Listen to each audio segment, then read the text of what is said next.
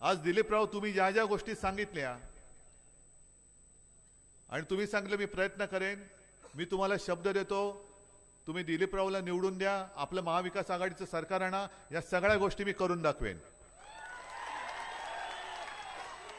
अगदी वैराग तालुका अहो कधीपासून मागणी आहे. युती सरकार होतं आपलं तेव्हा हे नालायक, तेव्हा त्यांना शिवसेना चालत होती, कारण महाराष्ट्रात कोण ओळखत नव्हतं. बसले आपल्या खांद्यावरती. आपल्याला वाटलं काय भगवा झेंडा हातात आहे, आपल्यासारख्यांचं स्वच्छ मन असेल, आणि फिरवलं महाराष्ट्रामध्ये. जसं मी सांगतो, अनेक ठिकाणी मी जातो, तिथे आपल्यासमोर गद्दारच उभे आहेत. गद्दार जुनी निशाणी घेऊन गद्दार उभे राहत आहेत. अरे तुम्हाला लाज वाटायला पाहिजे या गद्दारांना. स्वतःचं कर्तृत्व काही नाही. पक्ष चोरताय, नाव चोरताय, चिन्ह चोरताय, वडील चोरताय. मला त्यांच्या वडिलांची कीव येते की यांना स्वतःच्या वडिलांचं नाव घ्यायला लाज का वाटते. काय वडिलांनी तुमच्या काय पाप केले. तुम्हाला जन्म झाला हा वेगळा भाग आहे, पण जसं मी ठणठणीत माझं नाव सांगतोय की उद्धव बाळासाहेब ठाकरे, आणि मला माहिती आहे की एवढी जनता जमते, ते उद्धव ठाकरेला किंमत नाहीये, उद्धव बाळासाहेब ठाकरे यांना किंमत आहे. आणि जे सगळं वलय आहे हेच तर मोदींच्या आणि शहांच्या पोटात दुखते. घराणेशाही ही माझी घराणेशाही आहे, माझ्या घराण्याची परंपरा आहे, आणि ही माझी वडिलोपार्जित संपत्ती आहे. बघा, ते तुमच्या ईडी, सीबीआय, इन्कम टॅक्स वाल्यांनी मोजताच येणार नाही. आणि हे जे काय वैभव आहे, मोदी साहेब आपण देशाचे पंतप्रधान आहात दुर्दैवाने, पण आपल्याला माणसं पैसे देऊन आणावी लागतात. माझ्याकडे इकडे एक सुद्धा भाड खाऊ आलेलं नाहीये, एक सुद्धा नाही. पण यांचा आव असा असतो, म्हणजे बाकीच्या गोष्टी मी काय परत परत तेच तेच सांगणार नाही. काल माझी बॅग तपासली, आज पण बॅग तपासली, म्हणजे माझी बॅग काय ऑटो चेकिंग वरती टाकली की काय. बरं, जिथे जातोय त्याने मी प्रश्न विचारतोय की माझ्या आधी कोणाची बॅग तपासली. नाही, तुम्ही पहिलेच. म्हणलं माझ्यापासून काय बोनी करतोय, चुकीचं गिराईक पकडलेस तू. पण माझी बॅग तपासली जाते, मला काही हरकत नाही. ज्याला माझा आक्षेप आहे तो हाच आहे की मी जसा प्रचाराला फिरतोय, आता तुम्ही किती वाजल्यापासून इकडे बसलायत. 6 वाजले, किती आता 9:30 वाजले, बरोबर आहे. ही एवढ्या वेळ माझी माणसं माझ्यासाठी थांबून राहत आहेत. आता जसे ते फिरतायत विमानाने आणि हेलिकॉप्टरने, आपणही फिरतोय. पण त्या अंशावरनं मी उमरग्याला यायला निघालो, हेलिकॉप्टर उडायला अजून परवानगी नाही. का नाही, मोदीजी लँड करतायत सोलापूरमध्ये. आता औसा कुठे, उमरगा कुठे, सोलापूर कुठे. हा काय आहे की नाही, भौगोलिक काय न्याय आहे की नाही. आणि माझा आक्षेप इकडेच आहे की माझं हेलिकॉप्टर उडवायला तुम्ही मोदी येईपर्यंत आसमंत बंद करतात. म्हणजे काय नाकाबंदी लावताय. म्हणजे रस्त्याने चालले तर नाकाबंदी आहे, बाकी ते रोड शो जोरात करतात. सगळे आजूबाजूला पोलीसच असतात साध्या वेशामधले. लोकांना वाटतं काय तोबा गर्दी आहे, हो सगळे पोलीस. मग सगळ्यांना अडवून ठेवतात. मुंबईमध्ये सभा असली, गेल्या लोकसभेला तर पुण्यामध्ये यांची सभा होती, त्या संपूर्ण परिसराला लष्कराच्या छावणीचं रूप आलं होतं. मग एवढा बंदोबस्त तुम्ही लावताय, काय अधिकार आहे. काय नुसते पंतप्रधान म्हणून ते प्रचाराला येत आहेत. खरं म्हणजे देशाच्या पंतप्रधानांनी कोणत्याही एका पक्षाचा प्रचार करता कामा नये, कारण मोदीजी तुम्ही भारताचे पंतप्रधान आहात, भाजपाचे नाहीत. मग जो कायदा आम्हाला लागतो तोच कायदा तुम्हालाही लागला पाहिजे. पण आल्यानंतर तुमच्या विषयाचं काहीच बोलत नाही. मी मराठवाड्यात फिरलो, सगळा महाराष्ट्र एक दौरा झाला माझा. आता परत उद्या कोकणात जाणार, आणखीन इकडे तिकडे चाललंय. जेवढे दिवस मिळतात तेवढ्या माझ्या सभा आहेत, रोज 4-4, 5-5 सभा आहेत. पण मराठवाड्यामध्ये तीच एक ओरड आहे, विदर्भामध्ये ओरड आहे, उत्तर महाराष्ट्रामध्ये आहे, पश्चिम महाराष्ट्रात आहे. शेतकरी रडतोय, सोयाबीनला भाव नाही, कापसाला भाव नाही, दुधाला भाव नाही, कांद्याचा भाव पडतोय. मग करायचं काय. आणि हे प्रश्न तुम्ही विचारू नये म्हणून मोदी आणि शहा मला प्रश्न विचारतात की काश्मीरमध्ये 370 कलम काढलं, त्याला ज्यांचा विरोध होता त्या काँग्रेस बरोबर तुम्ही कसे काय बसलात?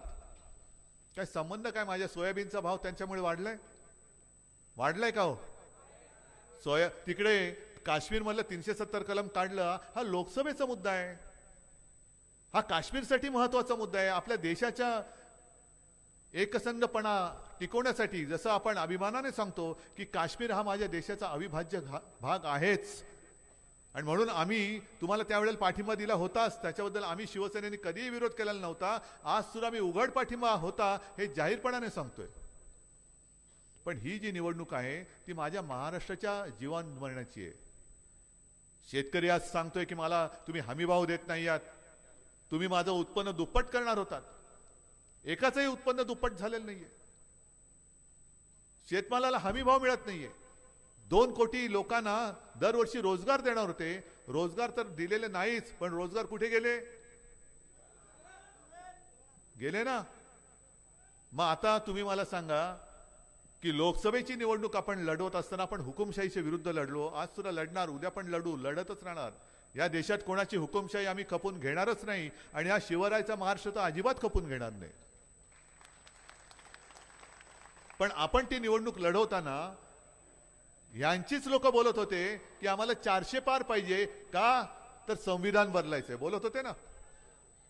मग तेव्हा जेव्हा तुम्ही चांगला फटका दिलात तेव्हा हे बोंबलायला लागले की या विरोधी पक्षांनी म्हणजे महाविकास आघाडीनी आणि इंडिया आघाडीनी एक फेक नरेटिव्ह म्हणजे काय की खोटं कथानक तयार केलं, आणि म्हणून लोक त्याला बळी पडले म्हणजे फसले. मग संविधान बदल करण्याचं आमचं फेक नरेटिव्ह असेल असं भाजपला वाटत असेल तर उद्योग जे महाराष्ट्रातले आहेत किंवा होते ते गुजरातला जात आहेत, हे फेक नरेटिव्ह आहे की हे फॅक्ट आहे? फॅक्ट म्हणजे सत्य आहे ना. काय गुन्हा केला आपण? आणि आज सुद्धा आपली निवडणूक आली आता 4-5 दिवसावरती. गेल्या 15-1 दिवसापूर्वी महाराष्ट्रातली निवडणूक आहे, असू दे, महाराष्ट्र काय करेल, देईल मत, दिलं तर दिलं, नाही दिलं तर नाही दिलं. आपल्या राज्यामध्ये आपण जो आणू इच्छित होतो विदर्भामध्ये, कारण सगळे भाग महाराष्ट्र हा पूर्ण विकसित झाला पाहिजे, म्हणून माझ्या वचननाम्याचं मी ते एक शीर्षकच ठेवले, स्वावलंबी महाराष्ट्र, समर्थ महाराष्ट्र, सामर्थ्यवान महाराष्ट्र. आपण तो टाटा एअरबसचा उद्योग नागपूरमध्ये आणू इच्छित होतो, त्यानं जागा दाखवत होतो, जागा दाखवली होती, गेला कुठे? गुजरात. आणि अगदी आपल्या निवडणुकीच्या तोंडावरती आपल्या जखमेवरती मीठ चढावं अशा पद्धतीने आम्ही तुमचा उद्योग तर आणलाच, पण तुमच्याकडे निवडणूक असताना देखील आम्ही मोठ्या प्रमाणावरती त्याचं उद्घाटन पण करून दाखवलं. काय दिमाखात मोदींनी उद्घाटन केलं? ही तुम्हाला महाराष्ट्रातील लोक म्हणजे काय गांडूळ वाटले की काय? मी प्रत्येक सभेत सांगतोय की महाराष्ट्र हा गांडूळ पैदास करणारा राज्य नाहीये. महाराष्ट्रामध्ये छत्रपती शिवरायांचे मावळे जन्माला येतात. ही गांडोळ्यांची पैदास नाहीये. तुम्ही सगळं काही गुजरातला नेताय. बरं, मी प्रत्येक सभेत मुद्दामून सांगतोय, कारण कुठेही मला गुजरात आणि महाराष्ट्र असा वाद नाही करायचा. या बार्शीमध्ये सुद्धा अनेक गुजराती राहत असतील, महाराष्ट्रामध्ये राहतात, त्यांच्यात आणि आपल्यामध्ये कुठेही वाद नाहीये. तो वाद, ती भिंत मोदी आणि शहा बांधतायत. मोदी आणि शहा. बरं, कालांतराने मोदी जातील, शहाही जातील, पण त्यांना कळत नाही की त्यांनी बांधून ठेवलेल्या भिंती या तशाच राहतील. पाडणार कोणत्या?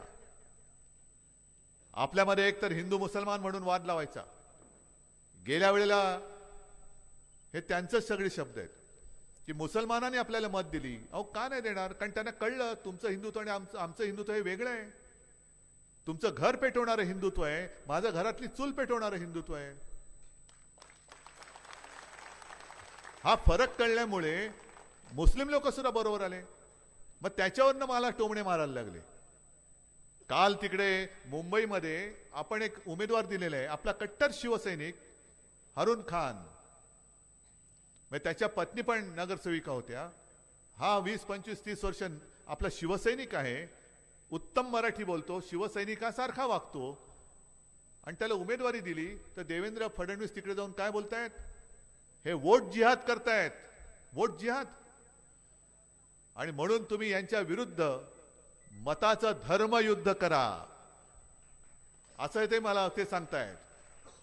मग मी निवडणूक आयोगाला विचारतोय की धर्मयुद्ध करा हे तुमच्या निवडणूक आचारसंहितेत बसतं का? आणि देवेंद्रजी, मी एका शिवसैनिकाला शिवसैनिक म्हणून उमेदवारी दिल्यानंतर तुम्ही त्याच्या विरुद्ध धर्मयुद्ध करायला सांगत असाल तर हा शिवसैनिक 2014 आणि 2019 मध्ये मोदींसाठी मत मागत होता तेव्हा तो तुमचा का तुम्हाला वाटत होता?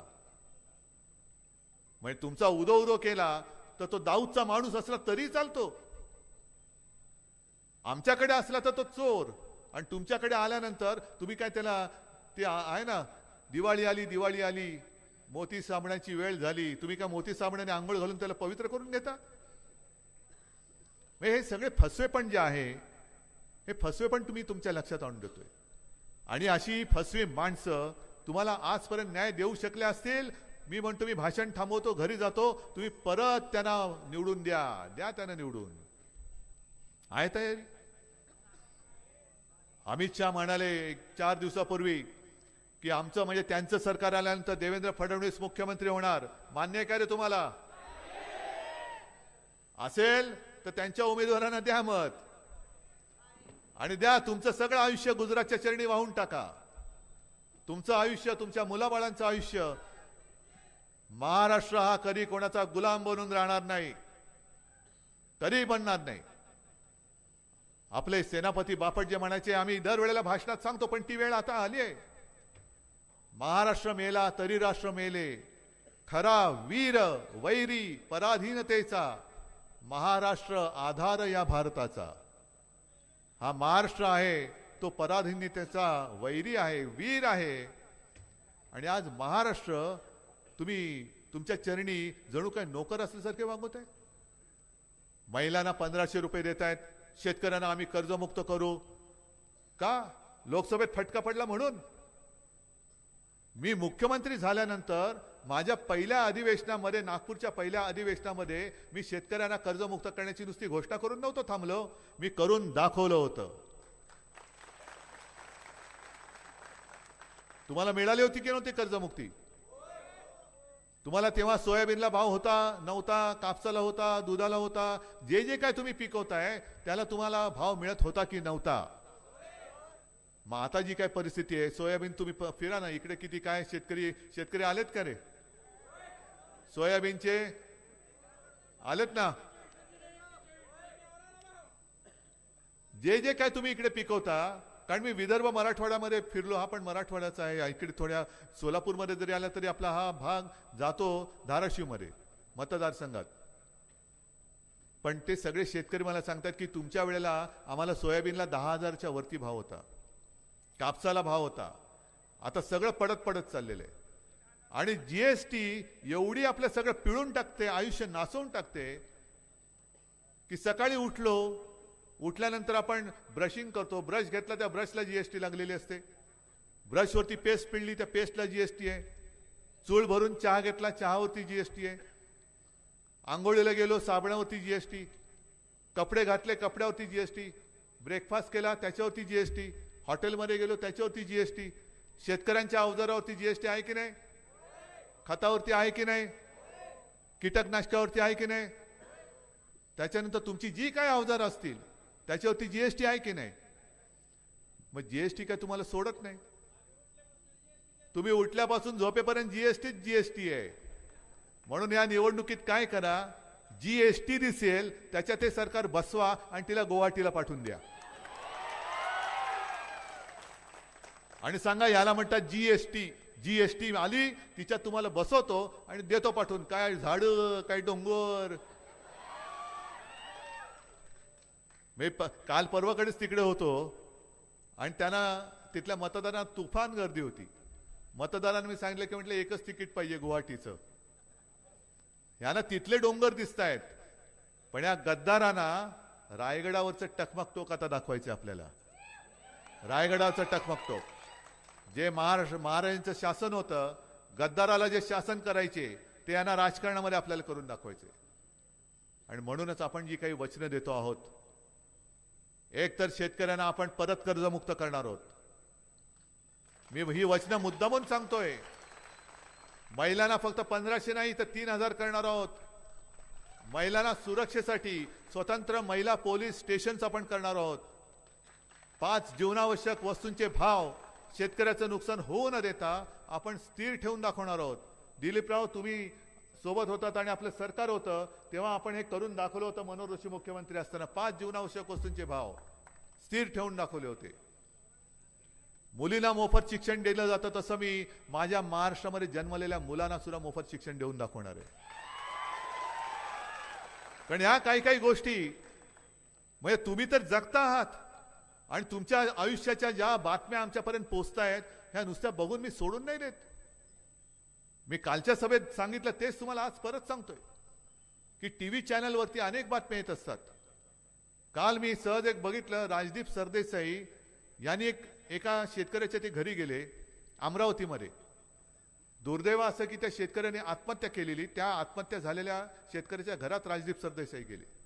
त्याची विधवा पत्नी बसलेली, 2 तरणीवाण मुलं. आणि मग तो त्याने विचारत होता, तुमचं नाव काय, कितीचं कर्ज होतं? 1,00,000 सव्वा लाखाचं कर्ज असेल. मग दोन्ही मुलांना विचारलं, तू काय करतोस, काय शिकतोस?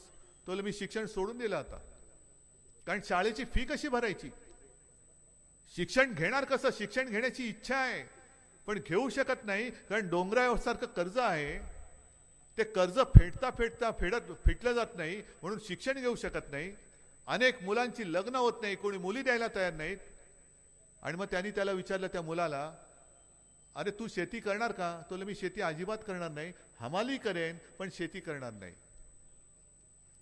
दुसऱ्याला विचारलं, तो काय करणार? दुसरा पर्याय काय माझ्याकडे आहे? कर्ज, डोक्यावरती कर्ज आहे, फेडावं तर लागेल. कारण शेतकरी म्हणजे काय अदानी नाहीये कर्ज माफ व्हायला. मोठे कोणी उद्योगपती नाहीयेत की झालं कर्ज माफ. पण ज्या मुलांना, शेतकऱ्याच्या माझ्या मुलांना शिकायचंय त्या मुलांना शिकता येत नाही. कारण का? की फी भरायला पैसे नाहीत. वडिलांच्या डोक्यावरती कर्ज आहे, वडिलांना मला मदत करावी लागते. त्यांना मदत केली तर ते माझ्यासाठी, माझ्या कुटुंबासाठी खपतायत, झटतायत. त्यांना मदत करायला म्हणून मुलं शिक्षण सोडतायत. आणि मग अशा मुलांना शिकवायचं नाही तर काय करायचं? नुसतं बघत बसायचं? काश्मीर में 370 कलम निकाल दिया, त्याने का मुलगा शिकतोय? मुलगी शिकली, प्रगती झाली, 1500 देऊन घरी बसवली, काय उपयोग आहे त्या शिक्षणाचा? मुलं शिकली पाहिजेत, मुली शिकल्या पाहिजेत, त्यांना नोकरीसाठी उद्योग आले पाहिजेत. ना शिक्षणाचा पत्ता आहे. उद्योग जे होते ते आणि येणारे उद्योग हे सगळे गुजरातला जात आहेत. मग माझे इथले सगळे लोक ही काय नोकरी करायला गुजरातला जाणार? आणि तुम्ही सगळे जाणार, तुमच्यापैकी बरेच जण, म्हणजे वयाच्या नुसार मी म्हणतोय, आई वडील आहात. मला एक खरं गोष्ट, एक उत्तर खरं द्यायचं. तुम्हाला कोणी फुकटचं दिलेलं आवडेल की तुम्हाला तुमच्या मुलाने किंवा मुलीने स्वकष्टाने कमवलेला 1 रुपया आवडेल? कारण महाराष्ट्र कोणाकडे हात पसरणारा नाहीये. आम्ही मागतोय, आमच्या कष्टाचं मागतोय. शेतकरी जो हमी भाव मागतोय त्याला फक्त हमी भाव द्या. 1500 वगैरे नाही दिले तरी चालतील, तुम्ही हमी भाव द्या. आम्ही तर 3000 देणार आहोत. पण हे जसं मी सांगतो की मी कर्ज तुम्हाला मुक्त करून दाखवलं होतं, मी काय घरनं पैसे नव्हते आणले. तसेच हे यांच्या काय बापाचे पैसे नाही आहेत 1500 रुपये. हा पैसा तुमचा आहे, तुमचा लुटलेला पैसा आहे. म्हणजे गद्दाराला 50 खोके आणि बहिणीला फक्त 1500, ही किंमत. आणि यांचा माज आता असा वाढलाय की जणू काही यांना असं वाटतंय की या महाराष्ट्रातल्या माता भगिनी 1500 देतोय म्हणजे आपल्या नोकर झालेले आहेत. तो कोल्हापूरचा मुन्ना महाडिकची त्याची मस्ती पाहिलीत ना तुम्ही? काय मस्ती आहे की पैसे आमच्याकडनं घ्यायचे आणि सभेला तिकडे जायचं. अरे काय तू तुझ्या घरनं पैसा आणतोयस?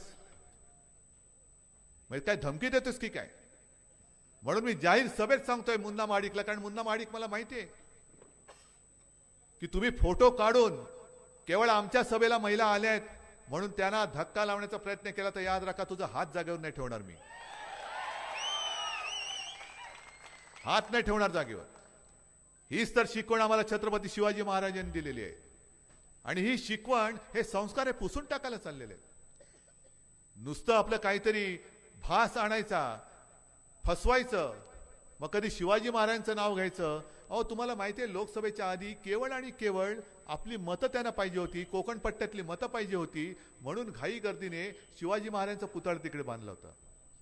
पण त्या पुतळा बांधण्यामध्ये पुतळ्यात सुद्धा नालायकांनी पैसे खाल्ले. पुतळ्यात, महाराजांच्या पुतळ्यात सुद्धा 8 महिन्यामध्ये आपल्या या दैवताचा पुतळा कोसळून पडतो. आणि मिंदे म्हणतो वाऱ्याने पुतळा पडला. वा रे वा.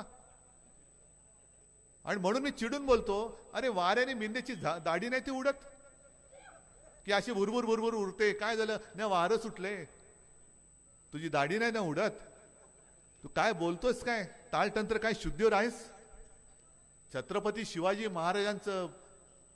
महाराजांचा पुतळा जे आमचं दैवत आहे तो कोसळून पडतोय. आणि दुसरे त्यांचे ते चष्मे बहादर म्हणतायत वाईटातून काहीतरी चांगलं होतं, जोड्याने तोंड फोडलं पाहिजे, यांचं थोबाड फोडलं पाहिजे खरं म्हणजे. आणि म्हणून आम्ही त्याने जोडे मारलेच. महाराजांचा पुतळा पडल्यानंतर वाईटातून चांगलं, अरे पुतळा पडल्यानंतर त्या वाईटापेक्षा आणखीन चांगलं काय होणार आहे? आणि म्हणून मी ठरवलेलं आहे की यांच्यामध्ये आता माणुसकी शिल्लक राहिलेली नाहीये. धर्माधर्मामध्ये मारामाऱ्या लावतायत, आगी पेटवून, घरांच्या होळ्या पेटून यांच्या हे पोळ्या भासतायत. महिला आता असुरक्षित आहेत, त्यांच्यासाठी आम्ही महिलांची पोलीस स्टेशन्स उभारणार आहोत, जिकडे महिला अधिकारी आणि कर्मचारी सुद्धा महिलाच असतील. महिला पोलिसांची भरती आम्ही जास्त करणार आहोत. 25 लाखापर्यंत कॅशलेस मेडिकल सेवा सुद्धा आम्ही तुम्हाला देणार आहोत. खूप काही करायचे आहे. पण छत्रपती शिवाजी महाराजांनी जे आपल्याला शिकवलं की गरिबाच्या भाजीच्या देठाला देखील हात लागता कामा नये. इकडे गरिबाची भाजी तर सडतेच, पण गरीब मुळासकट उखडला जातोय तरी मोदी आपले फिरतायत. आज इधर तो कल उधर फिरतायत. देश पडलाय वाऱ्यावर, पण मला सत्ता मिळाली पाहिजे. आणि म्हणूनच जे मी ठरवले की आपली सत्ता आल्यानंतर येणार म्हणजे येणार, आणणार म्हणजे आणणार. जसं इकडे भगवंताचं मंदिर आहे, हे एकमेव देशातलं मंदिर जिकडे विष्णूला भगवंत म्हणून इकडे नाव देऊन त्याचं मंदिर आहे. त्याचं तीर्थक्षेत्र म्हणून विकास करायचाच. तसंच छत्रपती शिवाजी महाराजांची मंदिरं जी संस्कार पीठ असतील ही महाराष्ट्रातल्या प्रत्येक जिल्ह्यात मी उभारणार आहे. प्रत्येक जिल्ह्यात. आणि केवळ महाराष्ट्रामध्येच नाही तर हे गद्दार जिकडे पळाले होते, कुठे पळाले होते? सुरत, गुवाहाटी. पहिलं मंदिर मी सुरतलाच बांधणार आहे. बघू, देवेंद्र फडणवीस आता अशी लाई झाले, काय करावं कळत नाही. अरे मोदींचं मंदिर बांधायच्या ऐवजी महाराजांचं मंदिर बांधतोय. अरे मोदींचं मंदिर तू घरी बांध तुझ्या. तर थाळी वाजव, गो करोना गो, वाजवा थाळ्या, मारा कोलांट्या उड्या मारा, बेडूक उड्या मारा. त्यावेळेला तुम्ही म्हणजे हे कोणी नव्हते, भाजपवाले कोणी नव्हते.